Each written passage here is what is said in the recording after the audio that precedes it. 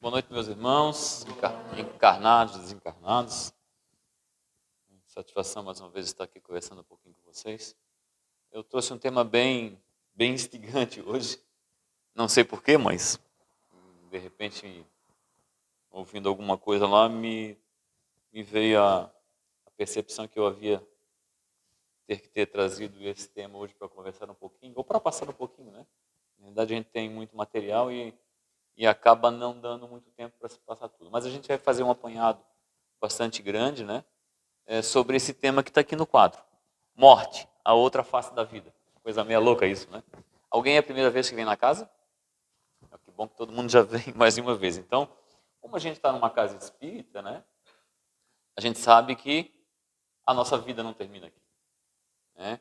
E que ela vai continuar. Então, dentro dessa linha, eu tenho uma coisa para dizer para vocês. Nós vamos desencarnar. Não tem escapatória. Tá? Só que a gente não pensa nisso, né? A gente nunca pensa. A gente não gosta de pensar na morte. Não gosta. Acho que ninguém gosta, né? Eu diria assim que eu tive algumas circunstâncias que eu tive que pensar na morte por ela estar muito perto de mim em alguns momentos. Pela minha profissão, acabei, né? Às vezes até que diariamente lidar com a morte. Isso é bastante traumático, né? Eu sou policial, então é bastante traumático na vida da gente. Porque você passa por experiências que elas são bastante desgastantes emocionalmente. Mas justamente porque a gente não tem esse preparo e não sabe que a partir do momento que a gente cerra os olhos na matéria, eles vão se abrir no plano espiritual e tudo continua como antes em terra de Abrantes. O que éramos aqui, continuaremos a ser do outro lado. Sem o corpo material, mas com impressão material teremos com certeza, né? E muitas vezes não estamos preparados. Principalmente nós espíritas, que são, segundo as informações que nós temos do plano espiritual, os que mais incomodam quando chegam lá. Incrível isso, né? O irmão estava falando, né? Estudar o livro dos Espíritos, o livro do Evangelho e tal. São livros difíceis, né? São livros difíceis. Mas eu acho que o mais difícil ainda é a prática. Lá na minha casa eu brinco com o pessoal, né? Nós temos muitos teóricos e poucos práticos. Eu acho que a gente praticando, né, a doutrina de Jesus, ou aquilo que Jesus pregava, a gente ganha muito mais do que simplesmente sentar numa sala, discutir as 1000 e poucas perguntas do livro dos Espíritos, os 9 ou 10 capítulos lá do Evangelho, enfim, né? Tem muita gente que conhece tudo do Espiritismo, não pratica uma linha. Não vale a pena. Então vamos praticar. Eu acho que a prática ela vai fazer com que a hora que nós passarmos para a pátria da verdade, né, a gente poderá ter um pouquinho mais de tranquilidade. Porque nós não queremos morrer, né? Ninguém quer morrer. Vamos lá então. Lá no livro Obreiros da Vida Eterna, que o André Luiz, através do Chico, nos mandou, né? Abrindo aspas, ele diz assim, ó: o homem moderno, pesquisador da estratosfera e do subsolo, esbarra ante aos pórticos do sepulcro com a mesma aflição dos egípcios, dos gregos, dos romanos, de épocas recuadas. Os séculos se varrem a civilização e se refundiram nos povos, não transformaram a misteriosa fisionomia da sepultura. A morte continua sendo um sentimento de torturar a inteligência de todos. Então, desde a época lá dos nossos antepassados, isso faz tempo, né? Se a gente botar na época de Jesus, e antes de Jesus nós já tínhamos lá, eu vou levar um pouquinho mais longe, lá nos faraós. Se vocês lembrarem, quem gostar um pouquinho de história, vai ver que os faraós se preparavam para a morte. Por quê? Eles botavam todas as riquezas dentro das pirâmides, né? Inclusive mel foi descoberto, cereais, né? Porque eles tinham certeza que eles retornariam. Só não sabiam como. Mas já tinham essa certeza. E para frente a gente vai ver isso, bastante interessante. Morrer é parte integrante da vida, tão natural e previsível quanto nascer.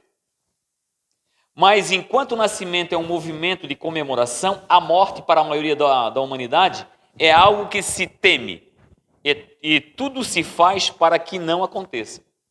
Eu não sei se todos aqui viram aquele filme O Nosso Lar. E lá no Nosso Lar tem uma cena interessante, né, que é a cena do reencarnar, que a família espiritual acaba se despedindo daquele ser que está lá no plano espiritual para reencarnar na Terra. Diferentemente daqui, né? Quando a gente morre, a gente também se despede, mas não se despede da forma que eles fizeram lá. Né? A gente vai lá chorar em cima do próprio morto, às vezes. Né? Então, é diferente, mas as duas são iguais. Né? Quer dizer, você só troca de lado, né? Só troca de lado. E às vezes a gente não está preparado, e não está mesmo. A morte envolta no mistério, não perde a sua atualidade. Embora haja um avanço sério nas mais diferentes áreas do conhecimento, é uma questão sobre a qual a humanidade se tem debruçado desde que existem seus seres humanos. Ao longo da história foram muitos os filósofos, historiadores, sociólogos, biólogos, antropólogos e psicólogos que discutiram esse assunto. A figura morrer é como dormir.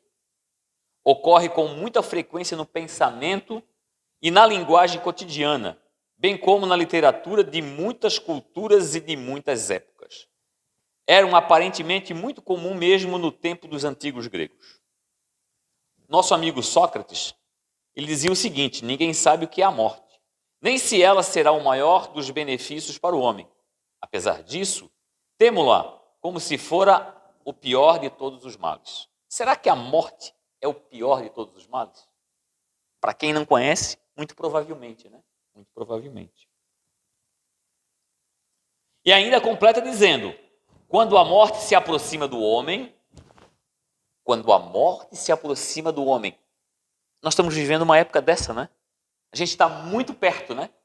A gente está perto, né? Porque todo dia, em virtude da pandemia, a gente é bombardeado de informações. Fulano morreu, fulano morreu, fulano morreu. A gente se esquece que isso acontecia já antes da pandemia. Só que na pandemia tem muito mais ênfase, né? Tem muito mais ênfase. Se eu disser para vocês, eu tenho aqui um aplicativo chamado Cardiômetro. Quem tiver depois a curiosidade, é só abrir ali. Ele dá a quantidade de pessoas que morrem por dia do coração. Esse ano já morreram 640 mil pessoas no Brasil. E não chegamos nem na metade do ano. E não é pandemia, senão a gente vai ter que fazer alguma coisa. Visões doutrinárias com relação à morte. Isso aqui é bastante interessante, eu acho bastante mesmo interessante. De uma maneira geral, cristãos, islâmicos, judeus acreditam que há vida após a morte. Isso é interessante. Há vida após a morte. Que esta é encarada como uma passagem ou uma viagem de um mundo para o outro.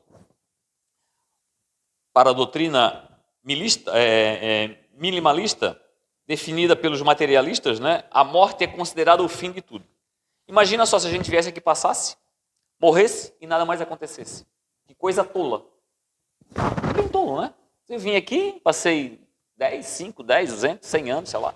E acabou, morri, acabou tudo. Será? Não é possível. Né? Seria muito ruim. Né? Seria muito ruim. Como é que a gente justifica uma série de coisas que acontecem diariamente nas nossas vidas? Nas reencarnações que a gente presencia.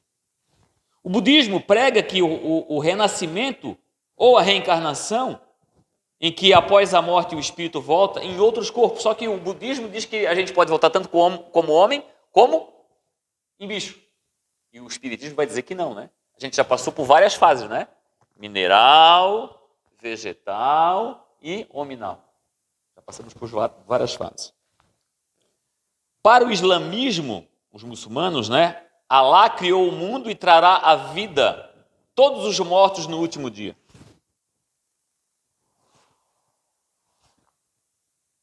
As visões culturais, né? As várias civilizações consagram especial atenção aos problemas do além-túmulo.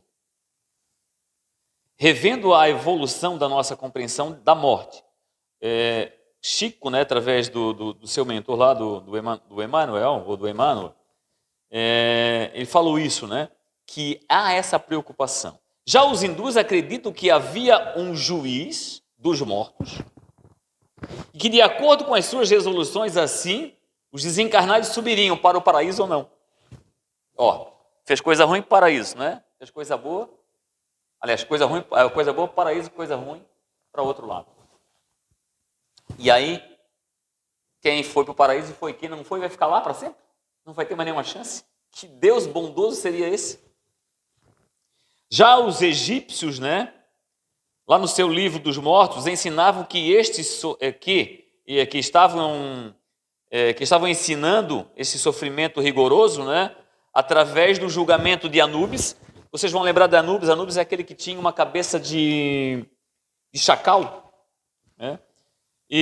Ou então do Horus, né, que era o gênio da cabeça de gavião, que eles faziam através das percepções deles, né, quem ia para um lado, quem ia para o outro. O bem ia para um lado bom e o mal ia para o outro lado. Eles faziam esse julgamento. Então se acreditava muito nesses deuses, né? E esses deuses eles eram os termômetros daquela época. Mas eram os termômetros daquela época. Né? E a visão espírita? E a visão espírita? Que a gente tem que parar um pouquinho mais para... Ninguém é constrangido a pensar desta ou daquela forma, por força dos princípios universais que nos governam. O espiritismo, aliás, o espírito encarnado ou desencarnado é livre em consciência, em pensamento, por escolher o caminho que entender, embora possa estar transitoriamente influenciado pelas opções menos felizes que tenha feito no passado, resultado no qual podemos interferir, amenizando ou agravando a situação conforme a conduta que o adote. Por que isso? Porque nós temos o nosso livre-arbítrio. O que você faz encarnado e o que você faz desencarnado é você que vai ditar, é você que vai decidir. Mesmo desencarnado ou encarnado, nós temos o livre-arbítrio. Nós temos o livre-arbítrio e isso é o fiel da balança.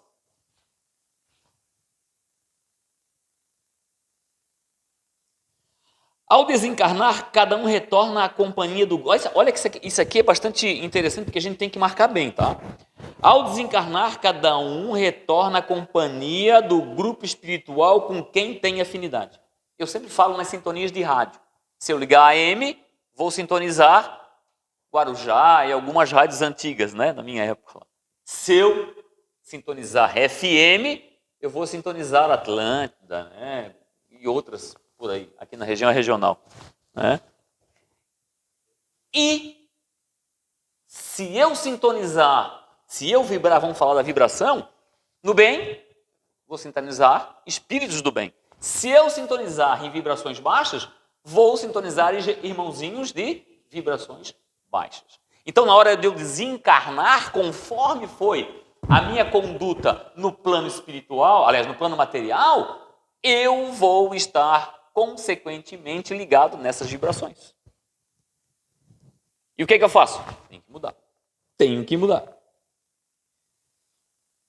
Daí a importância da reforma íntima, que se deve adotar enquanto encarnado como um processo contínuo de autoconhecimento, de conhecimento da sua intimidade espiritual, modelando-se progressivamente na vivência cristã, em todos os sentidos da sua existência. É a transformação do homem velho, carregado de tendências e erros seculares. O homem novo, atuante na implantação dos ensinamentos do Divino Mestre, dentro e fora de si. Então, nós temos que trabalhar a nossa reforma íntima, através do autoconhecimento. Temos que nos conhecer. Esse tempo que estamos passando aí, pandêmico, faz com que a gente se volte para o interior, né? E é um momento importante para a gente tentar se conhecer.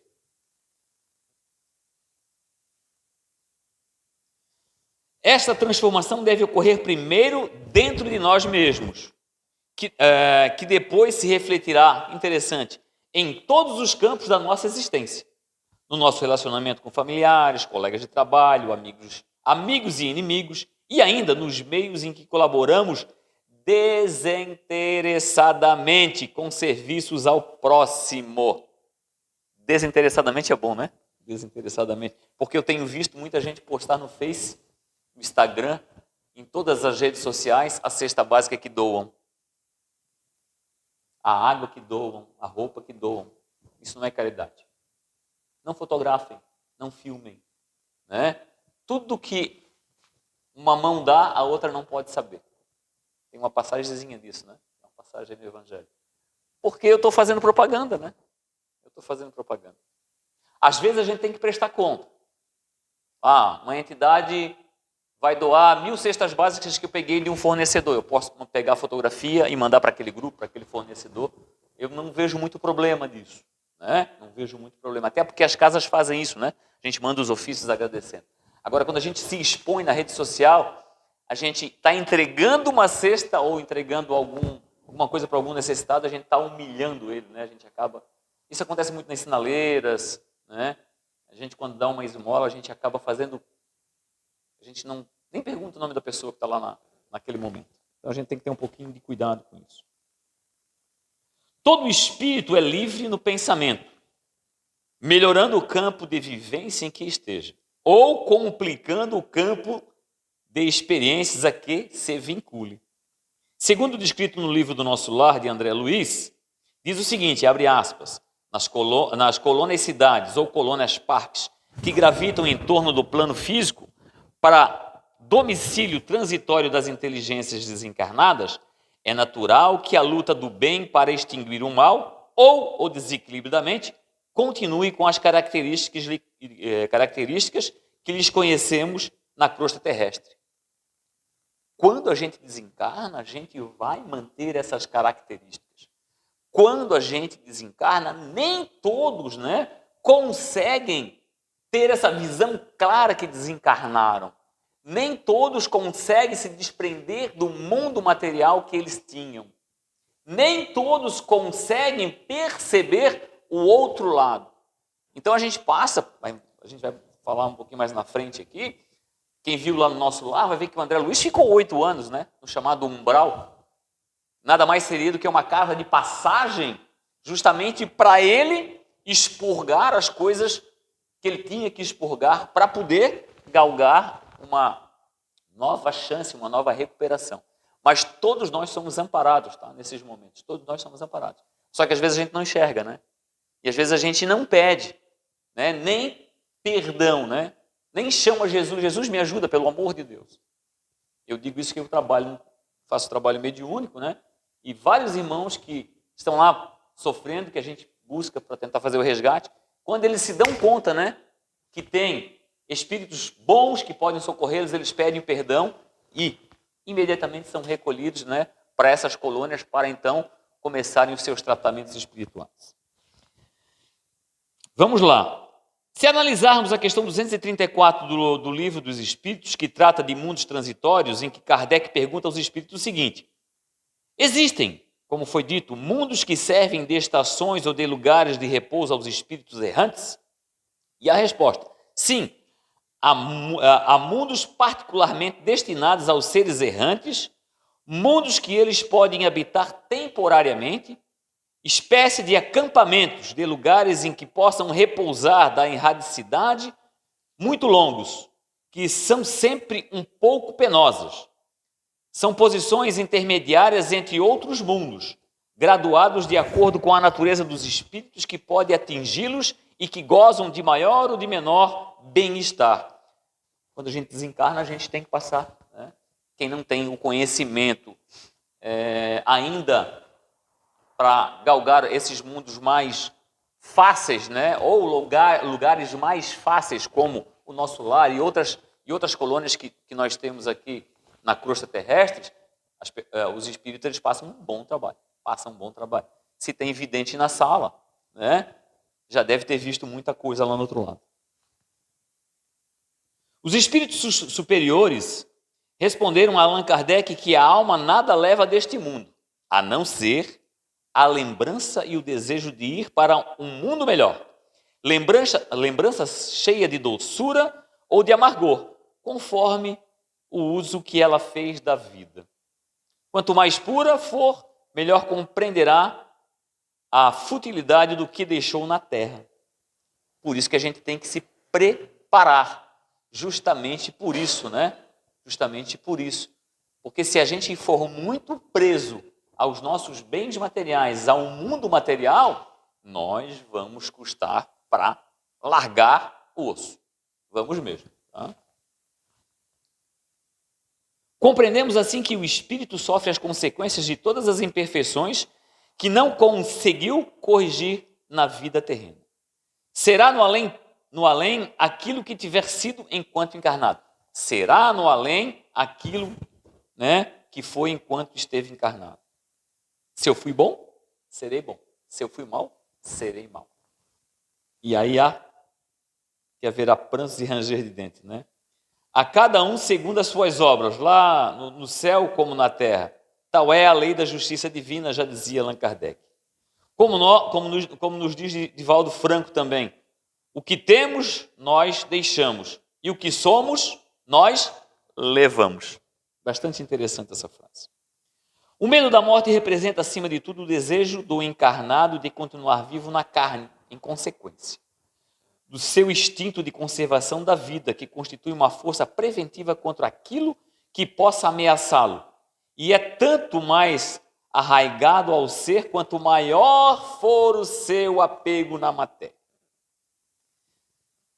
Mesmo para nós espíritas, via de regra, não colocamos em prática o que aprendemos, pois, embora se acredite que a vida continue após a morte, não queremos largar a mão desta vida.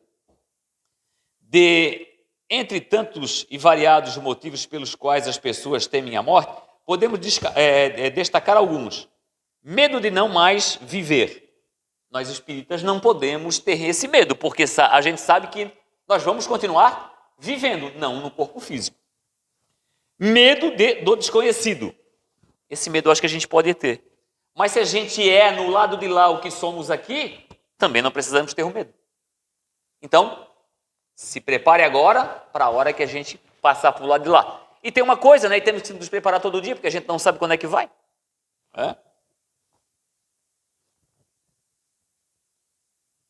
Medo de sofrer após a morte. Mesma coisa. Se eu não me preparar, eu vou sofrer após a morte. Se eu não fizer as reformas íntimas que eu tenho que fazer, eu vou sofrer após a morte. Se eu for apegado materialmente, eu vou sofrer após a morte. Medo de perder. Perder o quê? O que a gente perde. Se a gente nasce não traz nada, quando a gente vai, levamos aquilo que a gente foi. Então a gente não vai perder nada. Mas tem medo de perder as coisas que a gente deixa na terra.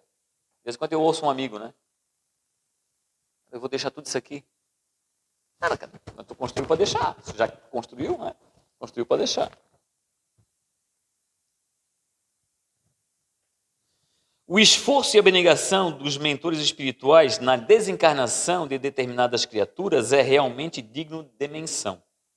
Cooperadores especializados aglutinam esforços no afã de desligarem, sem incidentes, o espírito imortal do aparelho físico terrestre. Toda vez que alguém desencarna, vem uma equipe espiritual para ajudar no socorro. A gente tem uma coisa chamada cordão fluídico, né? Fio, né? Que liga o perispírito ao corpo. E isso tem que ser desligado devagar. Não vai lá, não é igual a Celeste, né? Cortou a luz, não é assim, né? É órgão por órgão vai sendo desligado. E as equipes espirituais vêm aqui para fazer isso. Só que vêm espíritos bons, mas também vêm espíritos que querem cobrar da gente, né? Por ter sido ou serem nossos inimigos, querem nos levar para outros lugares. E dependendo da vibração, né? Quem vai ajudar a nos desligar. Tá? Se analisarmos o medo pelo prisma inverso, se o antônimo de medo é coragem, do fraco é forte, da sabedoria é ignorância, então uma pergunta pertinente: qual é o antônimo de morte? Estamos certos que responderiam, né, a vida. Mas vamos refletir um pouquinho. Tecnicamente falando, a morte é o fim do estágio de uma existência carnal. É um outro extremo da trajetória de um indivíduo. Logo, o seu oposto será a outra ponta desta linha. O antônimo de morte é nascimento. Disse que o homem nasce, cresce, envelhece e morre. O oposto de morte é, pois, nascer. Assim, como desencarnar, o antônimo é encarnar. A visão materialista do mundo entende que a vida é um acidente, resultado de uma combinação caótica e aleatória, como defende o cientista ateu e fundamentalista Richard Dawkins. Acredita ele que a morte é um fim do corpo e da vida. Outra é a visão das religiões, embora com variantes. A vida é o resultado de uma ordem superior e inteligente que organiza a matéria, preordenando-a para o sentido maior, que é o servir de instrumento para a realização do espírito. A morte é apenas uma transição entre a vida na matéria e a vida fora da matéria. A visão do espiritismo atende que o berço e o túmulo não são os marcos definidos, mas etapas. O espírito não foi criado na concepção. Todo mundo tem bem claro isso? Que o espírito não foi criado na concepção? É antes imortal, conforme refere a resposta dada na questão 83 do Livro dos Espíritos. A pergunta é: a existência dos espíritos não tem fim? Daí Deus diz, os espíritos dizem, Deus criou todos os espíritos simples e ignorantes, assemelhando-se a crianças sem a experiência, mas adquirindo pouco a pouco os conhecimentos que lhes faltam, ao percorrer as diferentes fases da vida, de acordo com as questões 115 e 115A do Livro dos Espíritos. Quem tiver a curiosidade, depois pode dar uma lidinha. Bezerra de Menezes fala o seguinte: somos todos criaturas em estado de inocência, isto é, sem consciência do bem ou do mal. Faculdade que se vai desenvolvendo à medida que vamos usando o nosso livre-arbítrio. O bem e o mal, né, eles andam lado a lado. Conforme nós vamos desenvolvendo o nosso livre-arbítrio, a gente vai alimentando um ou o outro. Aquela história do lobinho, né, ou do espírito, né, quem você alimenta melhor. O planejamento reencarnatório tem como objetivos estabelecer metas e condutas que propiciem da melhor forma possível a reparação das faltas cometidas. Quando a gente reencarnar novamente. Então, quer dizer, eu sei que eu vou morrer, eu sei que vou continuar no outro lado, e lá eu vou ter uma reprogramação para tentar resgatar aquilo que eu não consegui fazer. Paulo de Tarso dizia que vivemos na terra em corpos corruptíveis, e no céu viveremos em corpos incorruptíveis. Como corrupção é uma palavra muito em voga no nosso país, né? Acho que a gente tem que começar a pensar nisso, né? Porque a gente se corrompe todos os dias, e nós corrompemos os nossos filhos todos os dias. Vocês já viram isso? Por quê? Se você fizer uma prova e tirar 10, eu te dou um celular. Se você comer tudo, eu te dou uma bala. Isso é incentivo à corrupção, minha gente. A gente pensa que não, mas é, né? Segundo Herculano Pires, no seu livro, já anteriormente referendado lá em cima, a educação para a morte é, portanto, a preparação do homem durante a sua existência para a libertação do seu condicionamento humano. Então a gente tem que começar a se preparar. E como é que eu me preparo? Fazendo coisas boas, fazendo essa reforma íntima diariamente, né? Trabalhando para o bem, arregaçando as mangas, e está na hora de fazer isso, tá? Porque passa muito rápido. Eu tenho que correr um pouquinho, porque o meu tempo está dando. Tenho aqui um profeta islâmico, olha só, um profeta islâmico. Ele diz o seguinte, o nome dele é bem complicado. Rami, eu acho que é isso. O que é que ele diz? Olha que coisa interessante que no Livro dos Espíritos tem. Eu fui mineral, morri e me tornei planta. Como planta, morri e depois fui animal. Como animal, morri e depois fui homem. Por que teria eu medo da morte? Vi 2000 homens que eu fui, mas nenhum era tão bom quanto sou hoje. Morrerei ainda como homem, para elevar-me e estar entre os bem-aventurados anjos. Entretanto, mesmo esse estado de anjo, terei de deixar. Profundo isso, né? Quer dizer, ele passou em todas as fases que o próprio Espiritismo fala, né? Então, nós, depois que desencarnarmos, nós podemos estacionar, mas jamais regredir nos mundos. Jamais regredir lá no mineral, jamais regredir no animal. Tá? ninguém se preocupe que não vão voltar cachorro. O progresso é a lei da natureza. A essa lei, todos os seres da criação, animados e inanimados, foram submetidos pela bondade de Deus, que quer que tudo se engrandeça e prospere. Segundo Allan Kardec, tudo se encadeia na natureza, desde o átomo primitivo até o arcanjo, pois ele mesmo começou pelo átomo. Admirável lei da harmonia, de que o vosso espírito limitado ainda não pode abranger o conjunto. Questão 540 do livro dos Espíritos. Com a conquista da inteligência, o espírito vai dar apenas o primeiro passo na sua estadia no reino hominal. Ele deverá agora iniciar-se na valorosa luta para conquistar os valores superiores da alma. A responsabilidade, a sensibilidade, a sublimação das emoções, enfim, todos os condicionamentos que permitirão ao espírito alcançar o estado de ser angelical. Nós estamos aqui justamente, para galgar escadas nos vários mundos. Mundo de provas e expiações, mundo de regeneração, e aí vamos até chegar nos mundos angelicais. E para finalizar, meus irmãos, a morte, portanto, não existe. Só se morre na carne para renascer como espírito imortal que se é. O que existe é a vida do espírito, em etapas e fases diferentes. A morte passa assim a ser uma simples transição de muitas vidas, pelo que podemos afirmar que o espiritismo matou a morte. A morte não existe. A morte não existe. Somos seres imortais, estamos vivos desde sempre e viveremos para sempre. Fazemos parte de um sistema vivo, que eternamente se recicla.